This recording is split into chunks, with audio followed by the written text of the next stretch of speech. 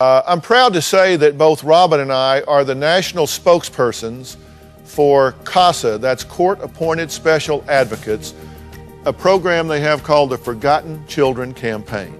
Now, CASA stands, as I said, for Court Appointed Special Advocate. It's our passion to make a lifelong difference in the lives of abused and neglected children and to become guardian angels for those forgotten children. Now, Robin recently attended some of the functions and graduation of some new CASA volunteers right here in Los Angeles. Take a look. In courthouses across the country, just like this one, the future of foster children is being decided. But you know what? They're not alone. By their side are some very important people, CASA volunteers. You know, when they came to Philip and I and asked us to be a part of CASA, we could not say yes fast enough. And we consider it an honor and a privilege to be a part of CASA. What is the role of the CASA volunteer in a child's life? Their job is to go out, talk to everyone, get to know the kids, observe the home that they're in, read all the reports, and then come into court with their own report. That's great. We rely on our CASAs to talk to the children and find out what's really going on, form a good relationship with the child you're assigned to, and get more people to become CASAs. Okay, just call me Judge Robin today because here I am in the courthouse with all the CASA volunteers, and let me tell you, we're getting things done. So, order in the court. How did you get involved with CASA? Well, we watched the Dr. Phil show faithfully, and we are both retired school teachers. You guys started talking about CASA, and we go, you know what? This might be for us. Oh, I love hearing that. That I will truly and faithfully perform the duties of court-appointed special advocate. Your official, please give yourselves a hand. I just kind of imagined in every chair where you are sitting right now, I imagined a child sitting there.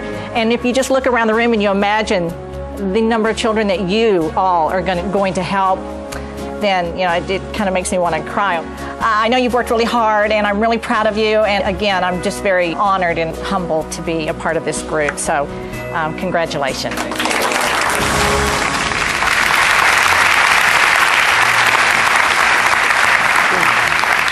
Philip and I are just thrilled that most recently, 10,000 more CASA volunteers have joined the cause. Here are 3 women who answered the calling to become involved.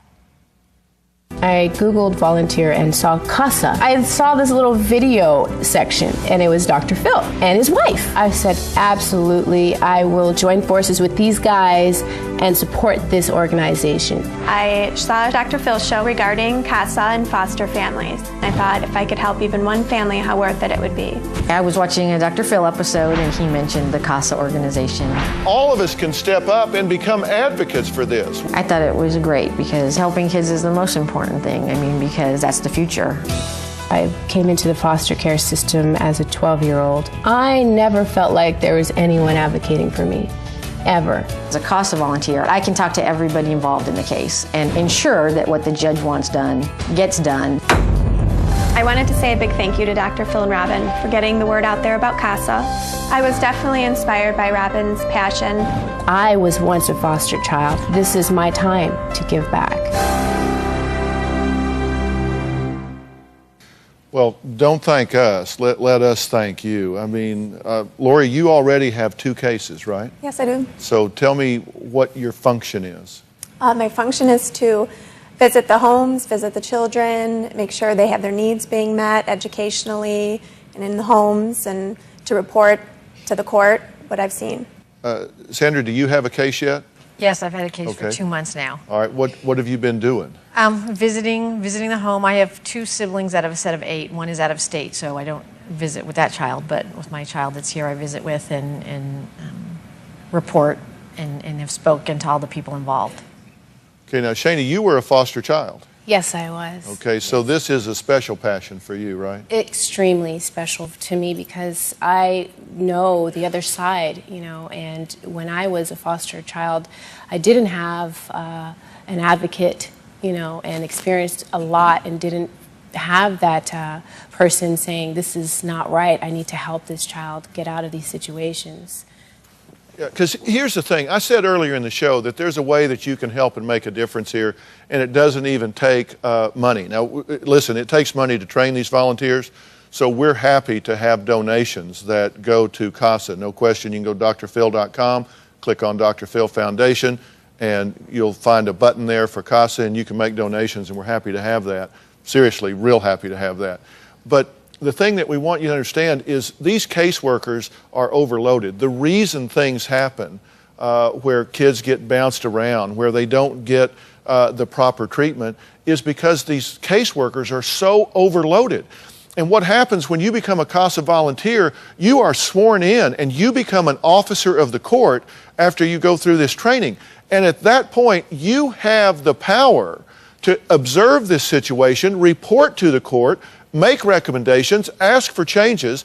And so all of a sudden, a caseworker that's sitting there with 50 files on their desk, if there's a volunteer for each of those files, then all of a sudden, those children have an advocate. Now, Michael Perino is the CEO of CASA, and he's here today. Now, am I describing this accurately? You've got it exactly accurately. This is important, is it not? It is. If you think of the number of kids that you've been talking about, and you look at the lousy outcomes we tend to get from this system, we have got to fix it. I'm so proud that you guys saw us talking about this here, and you look pretty good up on the judges' bench there. Thank you, thank you. That was the fun part of the day, but the rest of the day was so moving and so enlightening to me. And all I could think about was a young child being in that courthouse and looking up at that judge's bench and looking at a real judge and sitting there by themselves. It's so sad. It's a very scary thing for a child. And I was told by 2 of the children's court judges that the CASA volunteers report is as important, if not the most important report that they read before they go into court the next day to work with that child.